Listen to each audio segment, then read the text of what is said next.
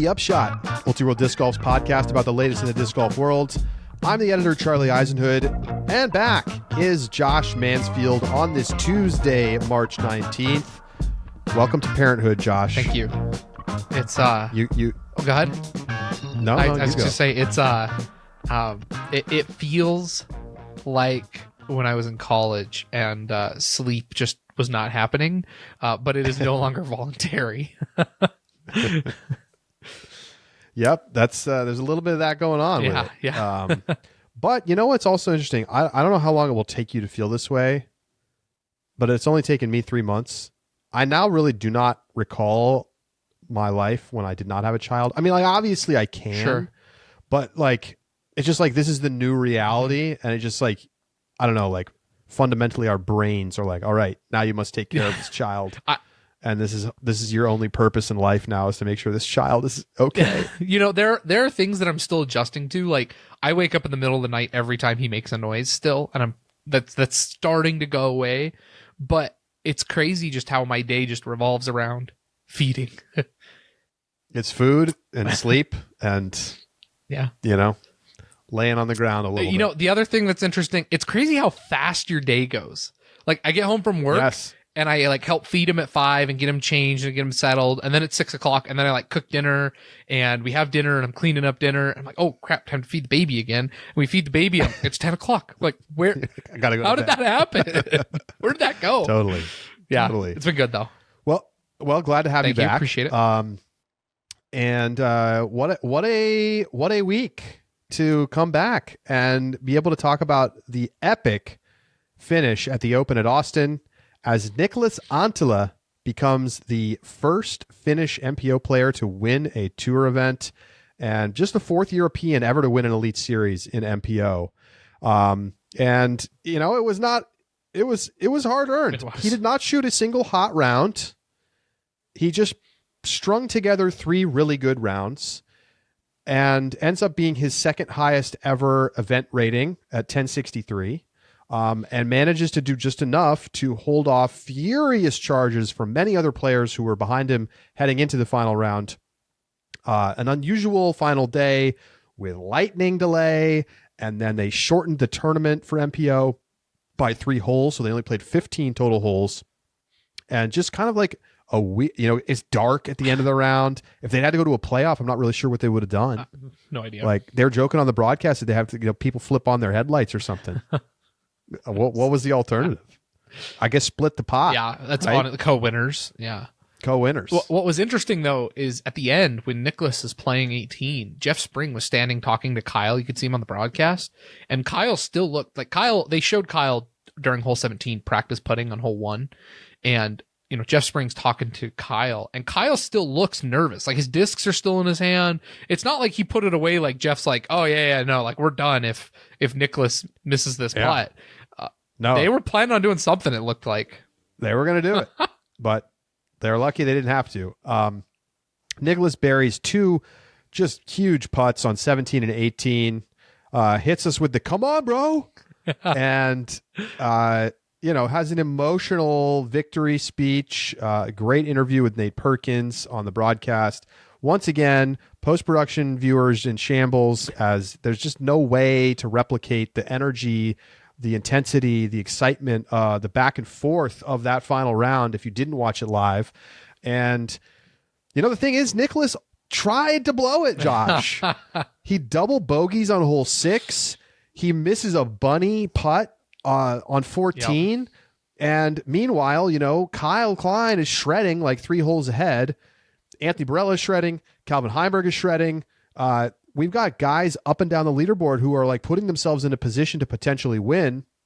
And then they all make some mistake or another to not do it. Mm-hmm. And Kyle did enough to put himself in a position to maybe go to a playoff. And it was very, very much like last week with Nicholas in the clubhouse holding a lead that was tenuous, with Gannon Burr coming down the stretch and needing a birdie on a difficult hole 18. This time it was Nicholas needing a birdie on a difficult hole 18, and he couldn't have thrown a better drive.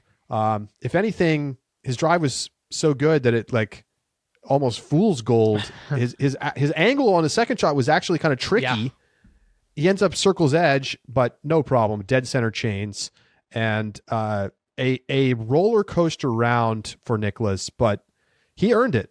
And for me, there's no asterisk or anything about missing 3 holes or whatever. This was a complete tournament performance, and he finally got one. It would have been very different had they canceled the final round altogether. But totally. Yeah, he earns it, and it is one that is in spectacular fashion. It is dramatic. It's not the case of somebody else blowing it.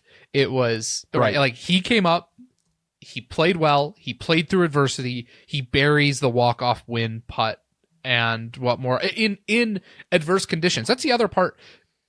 The difference in lighting between Kyle's final finishing round and Niklas's 10 times harder for Niklas. You'll hear a little bit later in the interview. He talks a little bit about that. But 18, they've got flashlights on because trying to help him see the basket. It is so dark. Unbelievable. He absolutely earns this one in what I think is just one of the most deserving victories, both as a person, how close he's been in the past, as well as just the individual round. I mean, despite the mistakes he had in the round, including the double bogey, it was still 1058 rated. And he managed to do just enough to hold off charging Kyle Klein, who shot a 1087, 12 under. It's got to be the course record, right? Yeah, 12 under through 15 holes. Oh, no, wait, I'm sorry. Gannon shot a 14 the day before. I forgot. Well, but Gannon had 18 holes to do it.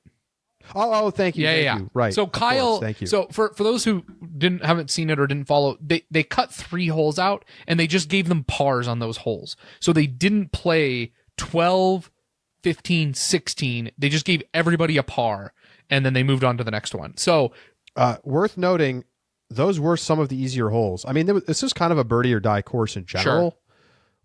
59% of people birdied 12 in round 2. 68% birdied 15 and 56% birdied 16. So imagine what Kyle Klein could have done with those holes. Right. He was 12. He very much could have been at 15 and beat Gannon's record, record. So, hard to take there, but 12 under on 15 holes. Great round from Kyle Klein. Comes from third card, would have been the first third card winner ever. Yeah. Ever. So, a sparkling round. But think about that, right? He improved. He got 4 shots closer to Niklas and lost by a stroke. Mm-hmm. That's how condensed it is at the top these days, right? We're going to eventually get a third card winner simply because the third card has guys on it who are 2 shots back of the lead. Right. I mean, really, you're absolutely right. And that's how it felt watching this weekend. Every guy was in the conversation, and it was complicated because the lead card was so much further back than the chase and second chase cards. They're 3 or 4 holes behind, so you're constantly having to do the math meme where you're where what's the potential score for players? And I was for the first time I was I really need UDisc win probability right now. This would solve the problem. Yep. Although even UDisc win probability might not have been able to handle the fact that there were holes that they were not playing. That's true. That was the hard part. I mean, when he was on, when Niklas missed the putt on 14, you're oh, he's got 4. No, he's got 2 holes. He's got 2 holes left. He has to birdie out. Right. It feels it was hard to keep track of for sure. Okay, I'm looking. There were 6 players in the field who birdied 17 and 18 in the final round. So big time clutch finish there for Niklas, who maybe had a little bit of a reputation for being anti-clutch. USDGC last week, literally, going out of bounds on 17.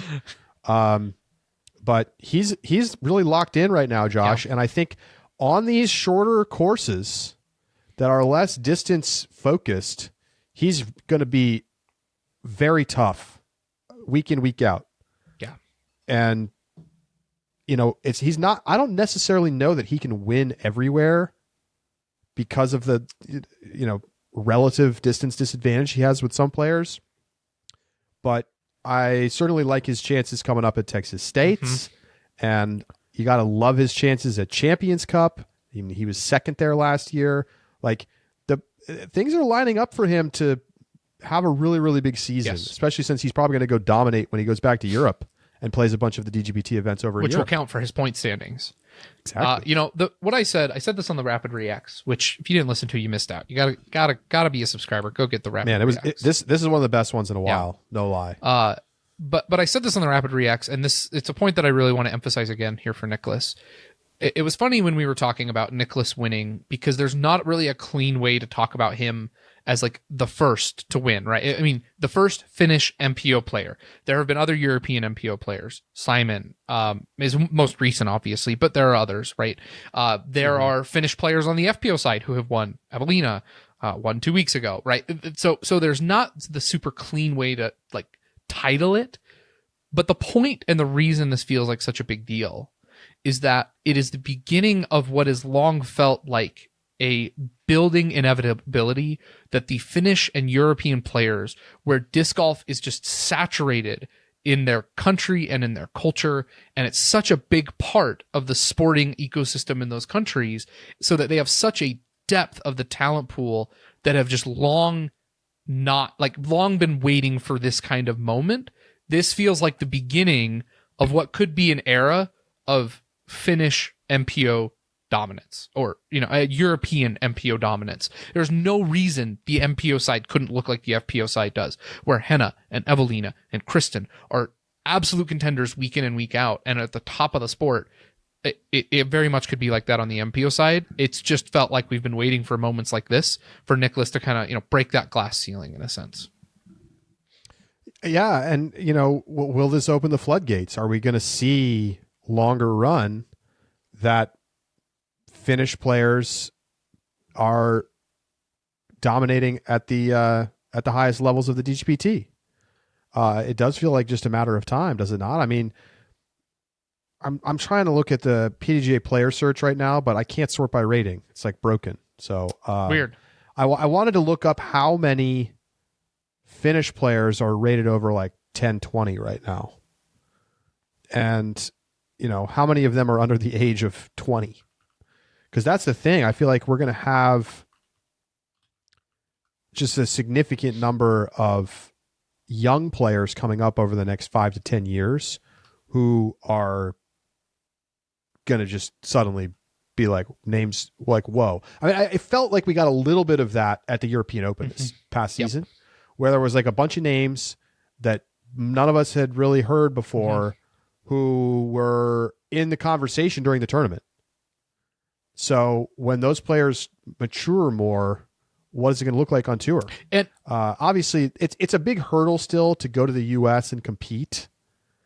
But I think that more and more players are going to choose that. And as they get good in Finland and they get sponsored and whatnot, it's just a matter of time. Here's the difference now, though, as opposed... I would have completely agreed with you 2 years ago.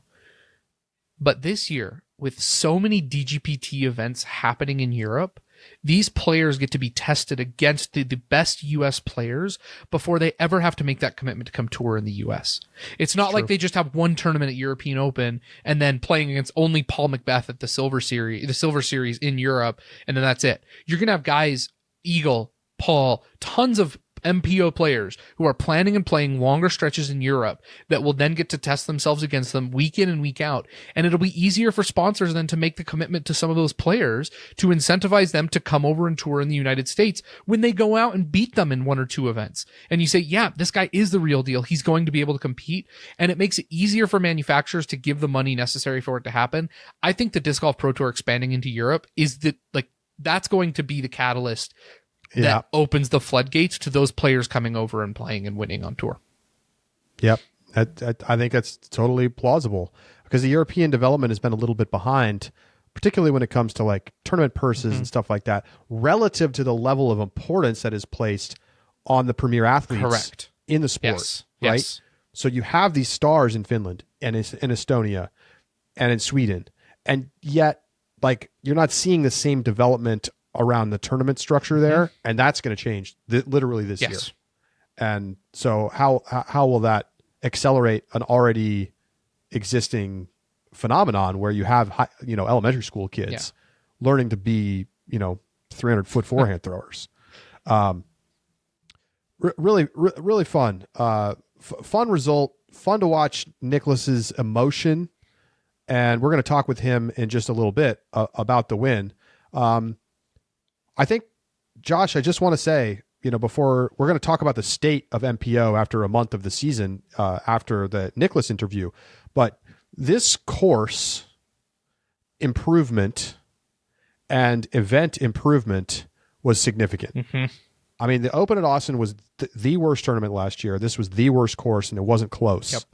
And now, I mean, I don't know that this is going to be on anybody's like top 5 list necessarily, but it will probably be a middle of the pack course on tour this year. It was entertaining. It was. What's funny, Charlie? When I was watching this course, I thought to myself, I was like, wow, this kind of feels like Emporia Country Club in some ways, especially like, the golf holes with the artificial OB or the artificial OB. And I was like, but this is what I wish Emporia Country Club was. I loved the wooded stretch.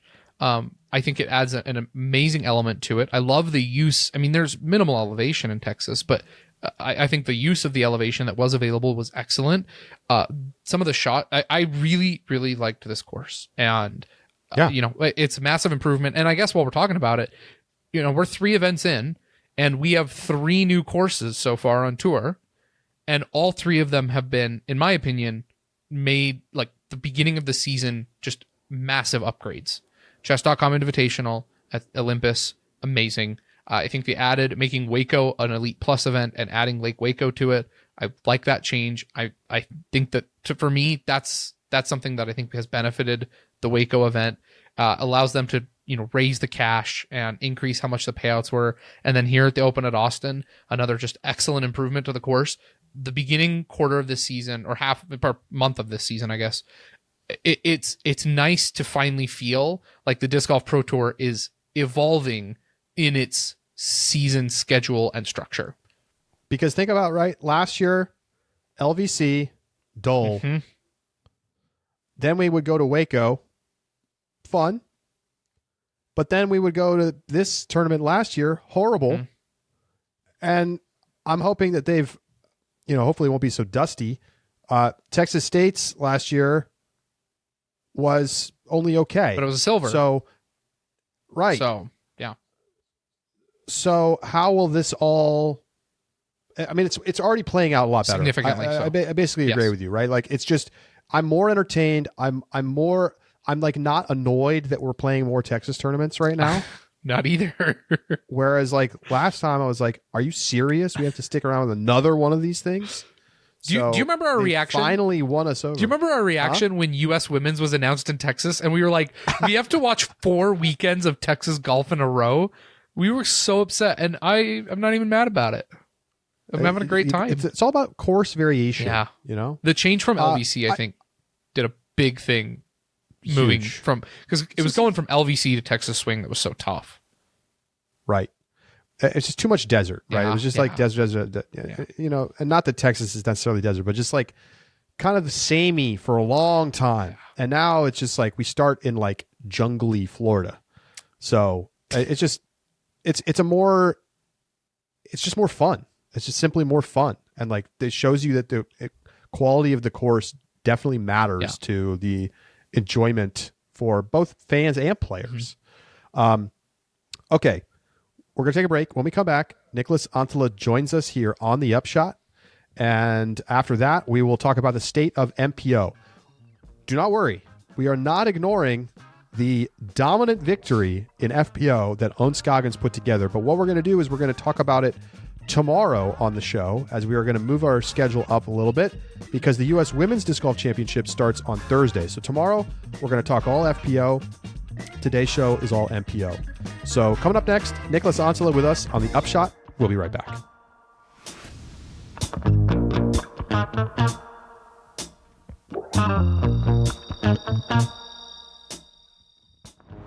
The Upshot is presented by Pound Disc Golf, makers of the best bags in the sport. You can save $50 right now on the remaining inventory of 2023 Ambassador Octothorpes. So you can get the Ella Hansen. It's a charcoal and black with saffron zippers and purple accents, or you can get the Casey White bag, a multicam Alpine and black with black zippers and Optifade camo web. I don't even know what Optifade camo web is, but it sounds pretty sweet. So you can save $50 on those right now while supplies last. Pound manufactures everything in the Pacific Northwest USA with the industry's highest quality standard. Pound is the only bag company with an in-house warranty and repair department that will ensure your pack stays on the course and out of the landfill. Check out all the options at pounddiscgolf.com. The Upshot is presented by Sunset Lake CBD, which is a farm that originally started as a dairy farm producing milk and cream for Ben & Jerry's ice cream. But back in 2019, they diversified to keep up with the times and started growing hemp for CBD. And you got to check this stuff out. Not only do they use all organic fertilizers and sustainable farming techniques, but the quality of the product is awesome. They sent me a box of things, and I got the sleep gummies, which have CBD and a little bit of melatonin. I was having a hard time sleeping a couple nights. Baby was crying a lot. And so I took one of these, and wow, fantastic night of sleep. I felt great the next day. No like weird hangover effects or anything like that. So check it out. Go to sunsetlakecbd.com and get in touch with them. If you need to, you can reach out to their customer support folks and you'll talk to a real person. So no AI or any nonsense like that. And they'll help you find a product that fits your needs.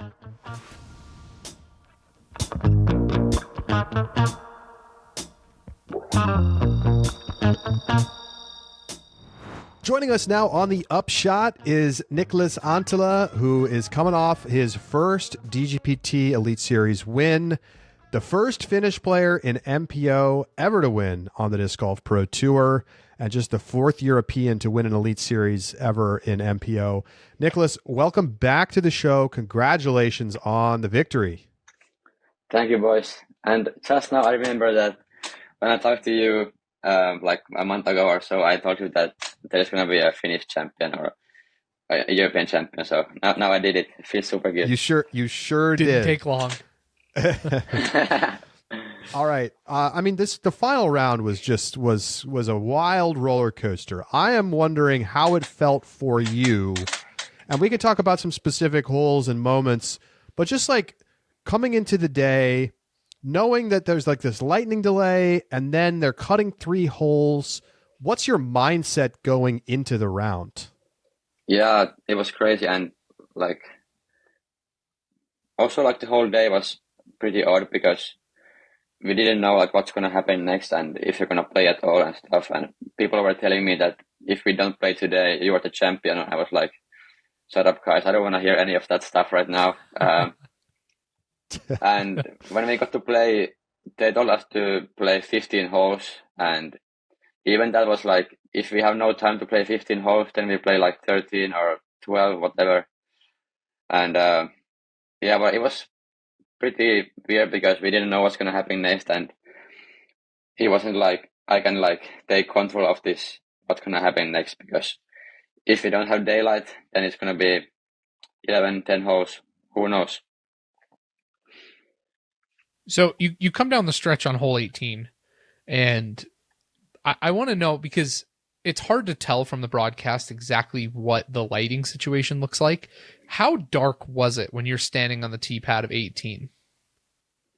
Actually, the tee pad of 18 was maybe the worst because it was like only woods behind me, or like behind the fairway, and I didn't see.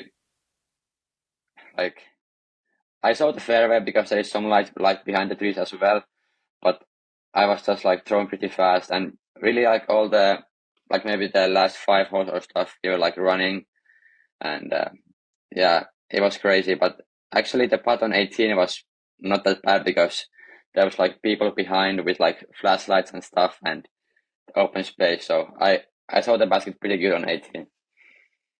Well, clearly you dead centered the putt. And you hit some huge putts in the round. You also had some tough moments. You know, let's go back to hole 6. You double bogey. And I know Nate Perkins asked you about this kind of in the aftermath. But now with some time away from it, right? There's people are charging. Kyle's playing incredible. Calvin's playing incredible. Gannon to that point had a couple of birdies, so like he's still hanging around. AB is like 6 down through 6 or something. Yeah. And then you take, you tee shot hits a tree, you go out of bounds, you end up taking the double bogey. Where are you then mentally? Because I feel like one of the stories has been for you that you've been so close, but like a couple of things have not gone your way, and that's taken you out of it. So when that double bogey happens, are those haunting memories starting to come back to you, or were you saying, well, I can still win this thing? Yeah, for sure. I was trying really hard, like, to not think about those second places and mistakes on the final rounds.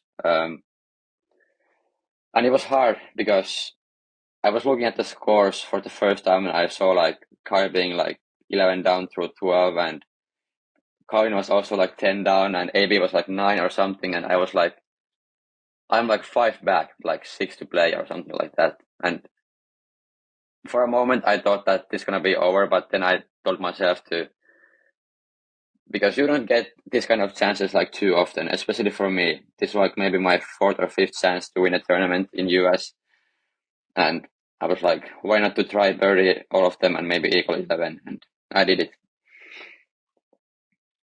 Well, you have, going down that stretch, it's very clear on the back 6, the back half, right? When you hit the turn, that your game just gets locked in, and you birdie everything except hole 14, where you miss, I mean, what was it, 15, 20 feet? Not a far putt.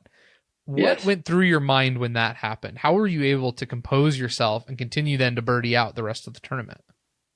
Yeah, it was maybe 15 feet. It was like so easy putt. And it reminded me of like what happened in Winthrop in 2022. That was also hole 14, I think. The same hole number.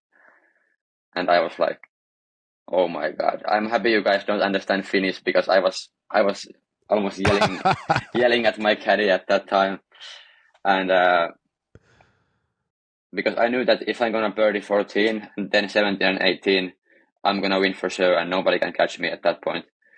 And yeah, that was a bummer, but it was kind of a nice storyline, to be honest. And that was like, that's how you want to win.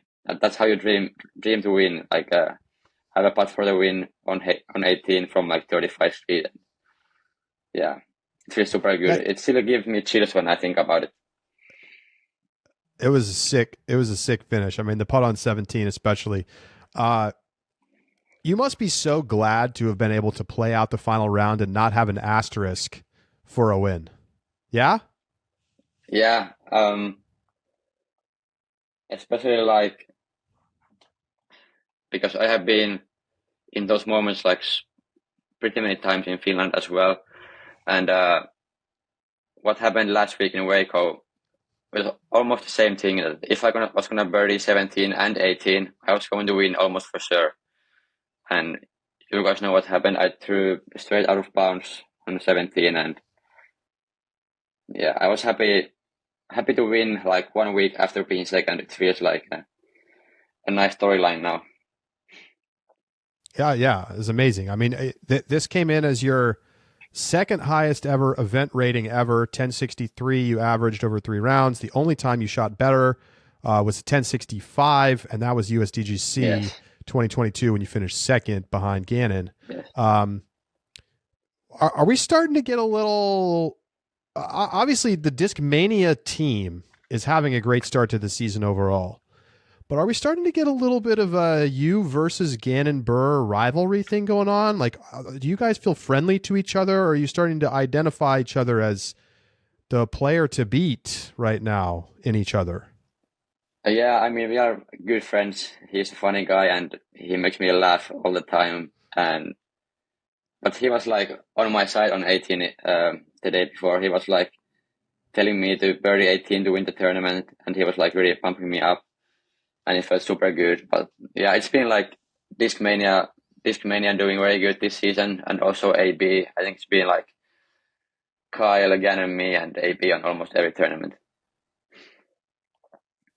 What's that like, having other players on your team who are, as competitive? You say Gannon's, friends, but with you, Gannon, and Kyle being in it, each and every week, is it something that pushes you, or is it something that like how is that dynamic among the three of you, if you include Kyle in there as well?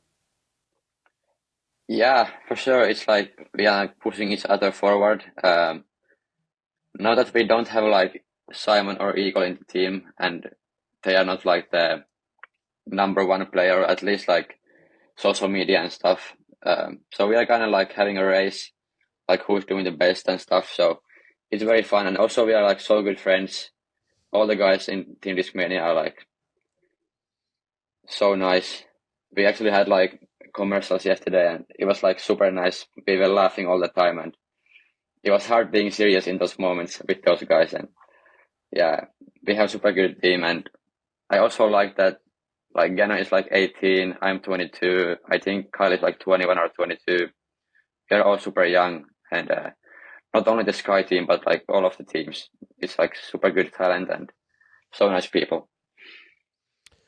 What obviously you've been pushing for this for some time now, and you've come close a number of times, but now to finally get to the mountaintop, does it feel like it changes anything for you in terms of like your mentality? You've obviously played really well to start the season overall anyway, and even dating back to last season, a lot of 1040 and better tournaments, but sometimes it feels like you got to win one to really feel like you can believe in yourself in a way. So do you think that is something that will happen for you?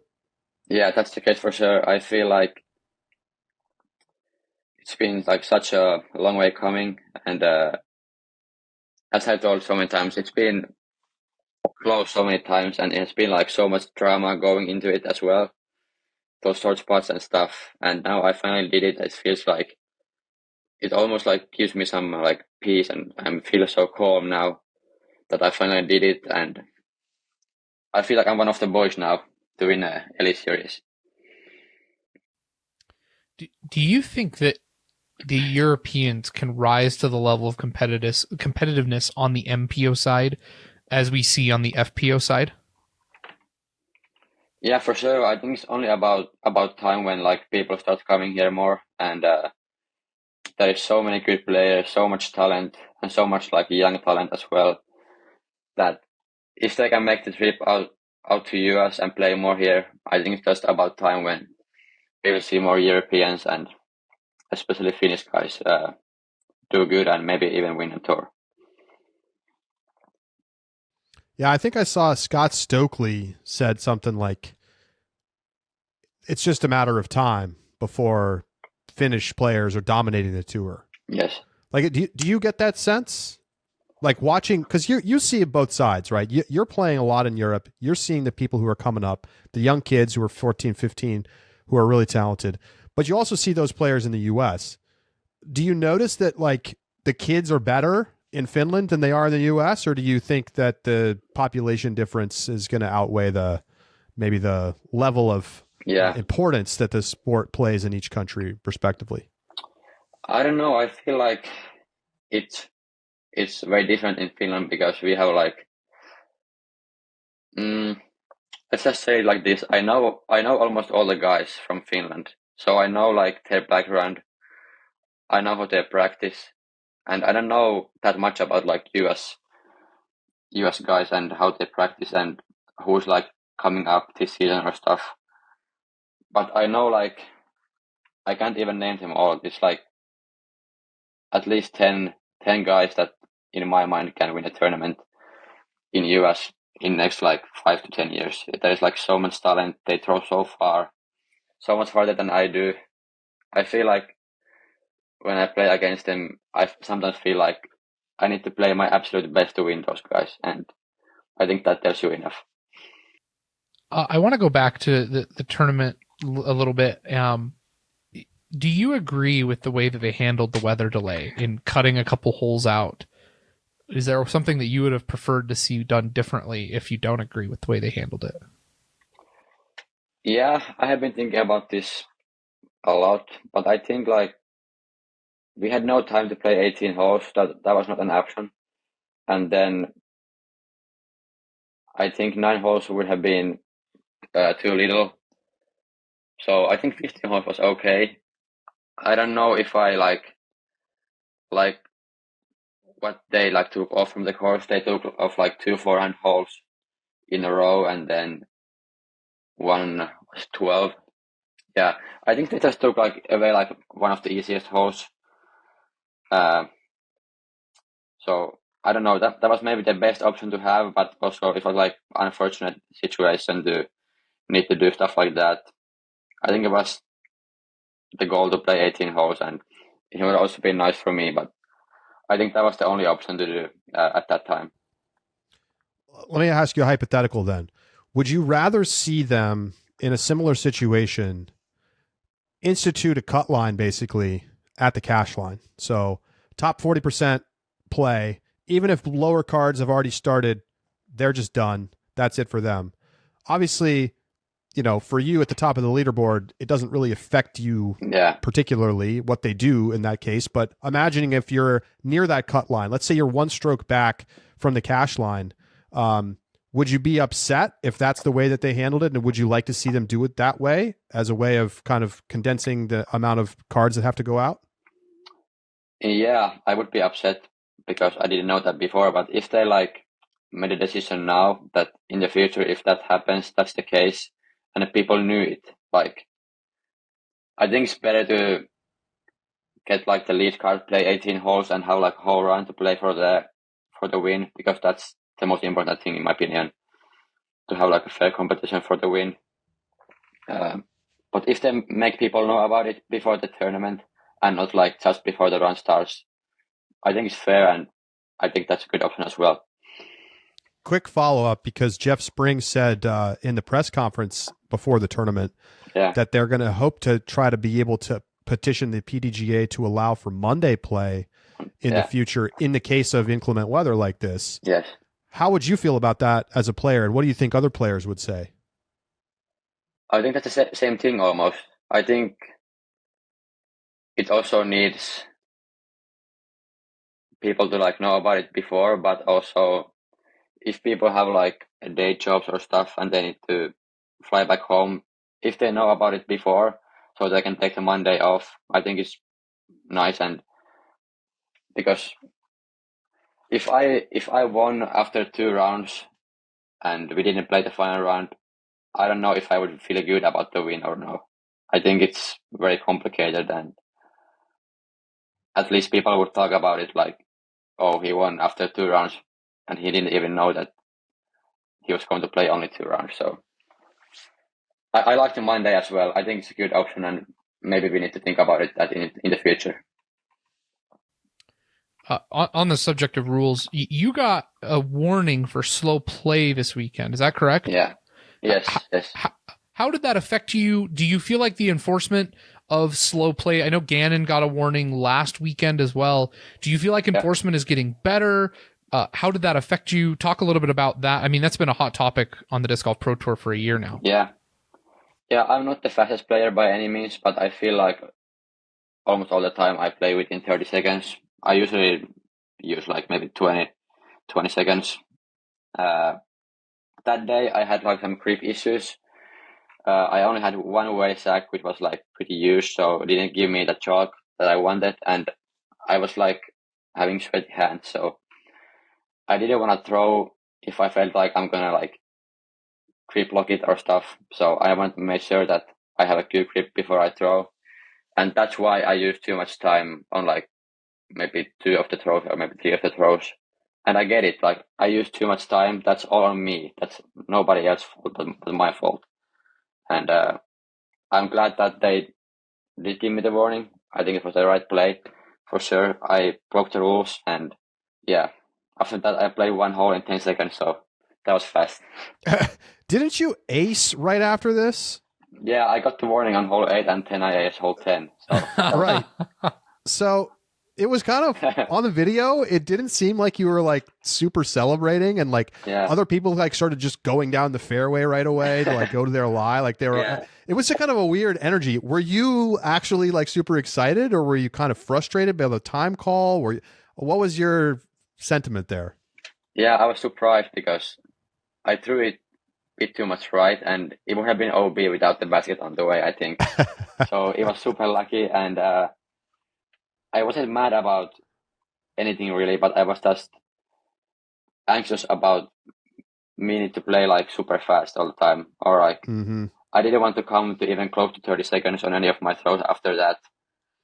I didn't want to get the stroke from second time warning, so I was kind of, maybe I was a little bit mad about like needing to play like so fast and stuff. So maybe that's why I wasn't celebrating that much. But yeah, I got over it like pretty fast, and I'm glad that happened because I won by one stroke.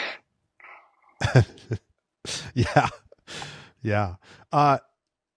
So who actually gave you the time warning? I think not necessarily their name, but like it was a marshal. Yeah, I think he's a marshal. He's a DGPT guy. Yeah. Got it. It was not. Yeah, it was not a player. It was a DGPT staff member. Yeah. Do you overall like this new stricter level of enforcement about time on tour? Because we've seen it now a couple of tournaments. Yeah, I like that, but also I don't like that the same guy was also clocking other people in my group, and they were using at least 45 seconds, and they didn't get any warnings. So I think that's unfair. That if you do it to one guy, you should do it to everyone, and not only like the first guy to do it. Yeah, interesting. So how does this change your mindset for y'all have a week off, but Texas State's is coming up. Does that change anything about the way that you prepare for the rest of the season now, or is it just like, okay, now I won one, now I want to win two? Yeah, as I told you, it brings me like peace. I don't need to like think about if I'm going to win a big tournament like this week or maybe in like 2 years or stuff. I did it now, and I feel like I'm playing very good disc golf at the moment. I've said this many times, but I don't need to think about my throwing at all. It feels like so natural at the moment. I just need to pick my aiming point and execute, and it feels like pretty easy at the moment. I know it's not going to last forever, so I want to enjoy it now. And as we have an off week now, I just told you guys that I want to like try new stuff, because in Finland I'm only throwing like indoors and there is snow outside, so I can't really try out new disc and stuff. So I have some new stuff I can try out this week and see if they make the bag or no. So last two questions from me. Number one, how did you celebrate your win? We went to get some steak with all the Finns and also Linus from Sweden, so that was nice. I'm a steak guy, so I like some good meat. You're in the right place to get a steak. Yes. Second question then, did you wear your cowboy hat while you got the steak? Did I? I don't think so. I don't want that anybody steals it from me. I want to bring it back home. Is that your first cowboy hat, Niklas? Yeah. For sure. You got to wear that on the streets of Helsinki. Yeah, I just was thinking about like how am I able to bring it back to Finland, but I can just maybe fly with wearing on it. So oh yeah, that would be nice. Yeah. I love it. All right, so we saw, it was an awesome finish. You got emotional at the end there, kind of talking about people back home and the support that you've gotten. What has that been like for you the last couple of days? I know it's such a big deal, the sport in Finland. Like, you're a bona fide like sports celebrity in Finland. So have you been doing like newspaper interviews or anything like that in the last couple of days?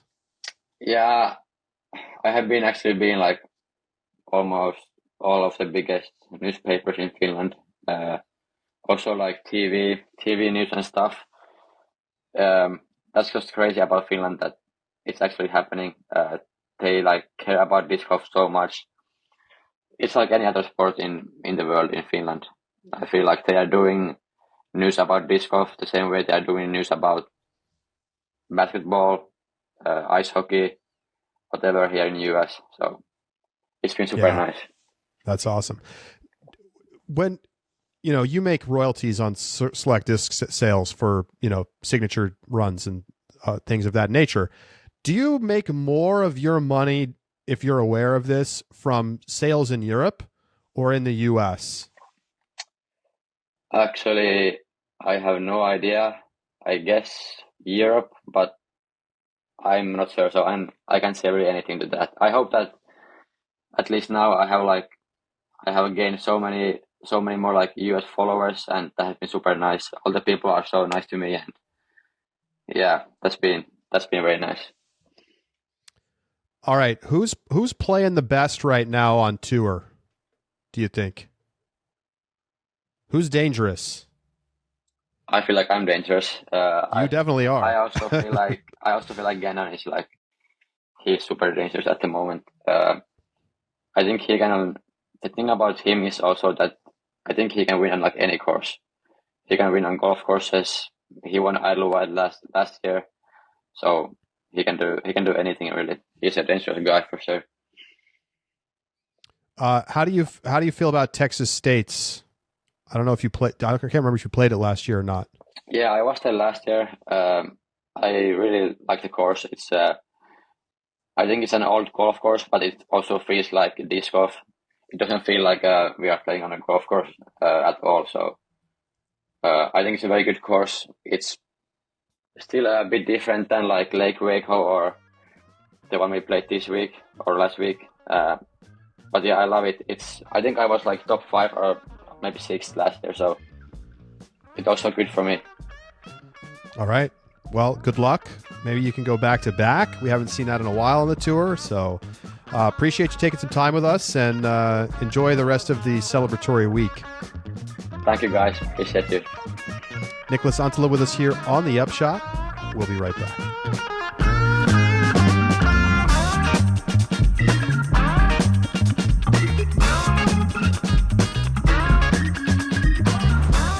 Welcome back to the Upshot. Niklas, fun to have on the show. A little Upshot bump for him too, Josh.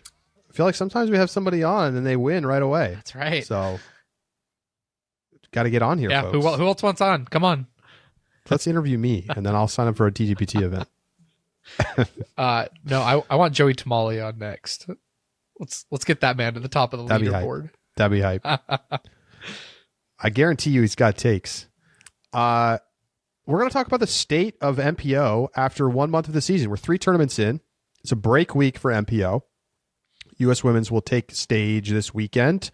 And so obviously, it's a little early to really like draw any big conclusions. So that's not really what we're trying to do. It's not like we're not after Champions Cup, then we can start to talk about like shape of the overall year. Yeah. But just some initial reactions. I'm just going to give you the top 5 players in the Pro Tour standings right now. Obviously, it's super volatile right now. If you skip one event, you're going to drop down the leaderboard because you didn't get points, and all that stuff washes out by the end of the year.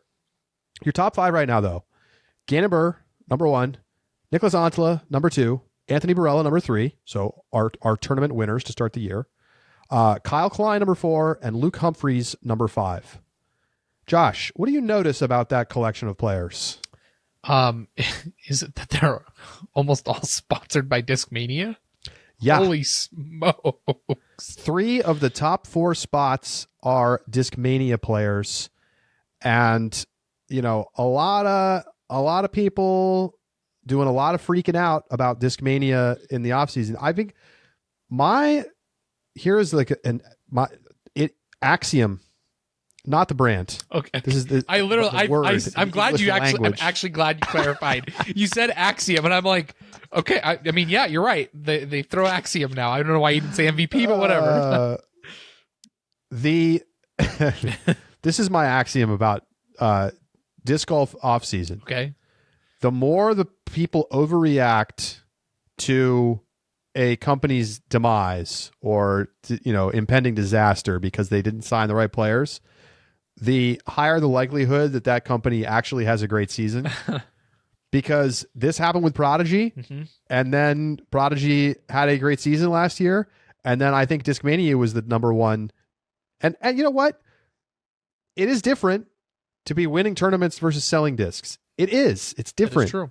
It is not a 1-to-1 correlation. Simon Lizotte is going to sell a lot of Frisbees whether he wins or not.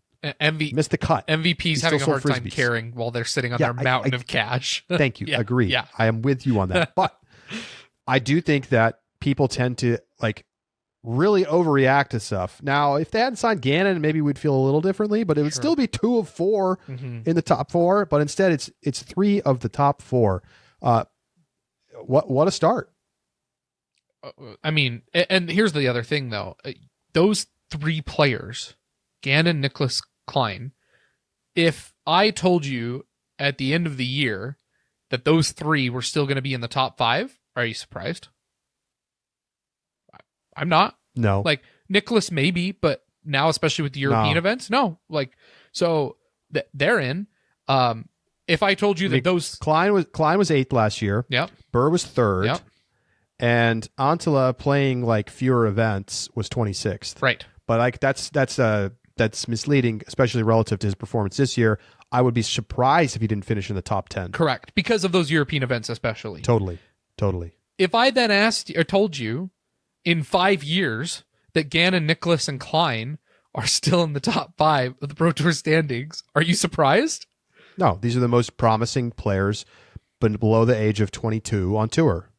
They are an incredible group of players, and Discmania has done a great job in getting them together, and I think has real both marketing potential, not just because they're stellar players, but in the ability to sell discs, and these 3 are going to be wildly successful disc golfers for their career. I mean, look, they have been on the leading edge of signing high upside young players before they're worth buckets of money. And they lost 2 of those players who became worth buckets of money, and maybe we're feeling jilted by not getting enough money from Discmania in the past, or maybe just wanting a change of scenery. I mean, you get the official line. Yeah. Oh, I was looking for something new, and maybe that's all that it is. But also, players grow up and then they want to try to go get a fat deal, and they feel like they want to get it from a new company. This is common stuff. I mean, Macbeth did it. Who hasn't done that? Right. So they had to pay for Gannon, right? But he's still probably worth less now than he will be in 5 or 10 years. Almost certainly. And that's why he signed a short contract. That's right. Exactly. But yeah, very interesting to see the strength there. How about this? Last year's top 5 by the end of the season. This should come as no surprise. Calvin Heimberg, number 1. Yep. Isaac Robinson, number 2. Then it was Gannon, Ricky Wysocki, and Eagle McMahon. Here's where those players are in the standings right now. Calvin is 21st. Missing an event. Isaac is 25th. Not missing an Not event. missing an event. Gannon is 1st. Ricky is 8th, missing an event. And Eagle has not played. What do you make of that? Well, I mean, the missing the event, right? 3 of those 5 players have not played full schedules yet, whether due to injury, taking off weeks, whichever it is. But it is undeniable that it feels like the young players are the ones who've been dominating the beginning of the season. And last season, we talked about the young guns, but it was hard to say oh yeah, this is it. They're the ones taking over, right? Because you had guys, Calvin, he's 25, 26, right? He's older than what we classify the rest of them as here. Ricky, obviously, in his 30s. Eagle, not in his 30s, but still feels like an older, that middle generation player, right? With Calvin and Eagle, etc., that are in their later 20s. This season, minus Luke Humphreys, who had a great showing at Waco. Gannon, Niklas, AB, Klein, that. There it is. In my mind, if you swap, well, who's in 6th on this Pro Tour standings right now? Ezra Robinson. Look at that. Cole Riddell in 9th, Adam Hammis at 10th. Right? Like another young player right behind him. That to me is what is standing out right now. And that's not to say that Calvin's not going to win one or Ricky's not going to get one, but it's just remarkable to me how much these young guys have leveled up their game and how it feels like there's a level of consistency. We're only 3 events in, but that feels like there's a level of consistency that we have not seen from them in previous years. Some other notes on players so far this season. Obviously, Luke Humphreys, shout out, right? Another strong start. He posited an interview after I forget where, maybe it was in the press conference this past week, that he starts out strong in the year because he's like super motivated to play and compete and hasn't gotten ground down by how the tour, which I thought was interesting. That like he kind of needs to be like invigorated to play his best. Sure. Which maybe suggests he should skip more stops. I don't know. Chris Dickerson is having a little bit of a bounce back. If you're looking for a little renaissance story, he's 2 straight top 10s. He's in 7th in the standings. You mentioned Ezra Robinson, who is right now way ahead of his brother in the standings. Yeah. What odds would you want to take on Ezra finishing ahead of Isaac this year? I don't think that's a crazy bet right now. I mean, it's not crazy. Isaac, I think Isaac overperformed a little bit last year and is going to regress, right? 2 majors. Ezra was 12th last year. It's not like he was way down the board. And people are not giving Ezra the respect that he probably deserves. So, like, we were the first to admit that we didn't. So, I mean, I don't think that's a crazy bet to take. Shout out to Joseph Anderson in 11th. Joey Buckets. I feel like every first round, I'm like, oh, there he is at the top of the leaderboard. Me too. And I even said, I was like, I don't expect him to hang around. He's played well in Florida in the past. Let's wait and see. He's hanging around. Yeah, like, absolutely. If he's still in the top, where's he at right now? Did you say 11th? If he's still in the top 20 of the Pro Tour standings at the end of Champions Cup, we're gonna have to revisit this because I might need to make some apologies. Aaron Gossage 13th, Mason Ford 12th. Nice start for the season for him. Yeah. Jakub Semerad in 15th. Another promising 3 state top 20s, but solid, right? Yeah. If you finish top 20 at every tournament in the season, you're going to have a really good year. A really good year. Yeah. And you could never be on the lead card and people might not recognize it, but like that would be a super solid season. Yeah. I think this is maybe one of the most underrated stories so far. Gavin Rathbun is actually competing at a high level again. Mm-hmm. He's unsponsored right now. Unsponsored. Yes, but he's got a 6th place finish back at chess.com. He was 15th this past weekend. I don't want to like go crazy, but he looks like he's getting back into the form that we saw from him now, was it 3 years ago? I think so, yeah. Well, he said in his interview, Nate Perkins interviewed him after, I think it was round 1, just walking to the basket of hole 1, which honestly, not a huge fan of, but anyway, that's for another time. And asked him, and Gavin Rathbun said, it's my body finally feels good again. And for the first time in years, I'm enjoying playing disc golf. Oh, that's awesome. So he's obviously going to get picked up as a sponsor. Has to be. I mean, it's got to be a cheap signing right now. You might as well go out and get a guy who could finish top 15 on tour. Right? It's not out of the question. He was really good that year. Was that 2020? I think it was 21. I'm looking it up because I think 21's the year he quit halfway for surgery. It might have been. He was 18th in the standings that season in 2021. Okay. And that's with not playing any tournaments after Preserve. Yeah. Or Ledgestone, maybe. Like, had he played the rest of those events, I think he easily finishes in the top 15. Yeah, I think so too. He had a bunch of top 10s that year. And then, he was basically hurt for 2022 and then wasn't right in 2023. Yep. But maybe he's getting right. Pretty cool to see. Absolutely. What else, Josh? What else stands out? I'll tell you what stands out. Who's not in the top 20 or 25 or... Sorry about the dogs. Down at 48th, Mr. Paul Macbeth. I listen. He's hurt. He's hurt. I don't know what else there is to say. He's hurt. I don't know what. Either he's going to work back to health, or he's going to have to do surgery. But right now, he's not himself. I don't know why he's still playing. I mean, maybe he thinks he can play through and get back into form. Guy hasn't had a top 20 yet, including That's at the crazy. course he owns. The course that he was a not only that, but winner. a course on which he has dominated Yes. historically. 5-time winner. Yeah. 5 consecutive times. How about Simon Lizotte, 31st? Yeah. I don't know. This feels like par for the course. Simon's like going to be super mid, Then he's going to and win then a couple. he'll just be like, I'm going to win this week. Yeah. Kevin Jones at 47th. Like I think he's just done. that guy was Prodigy's guy. He's on a 4-year deal right now. I think he's done.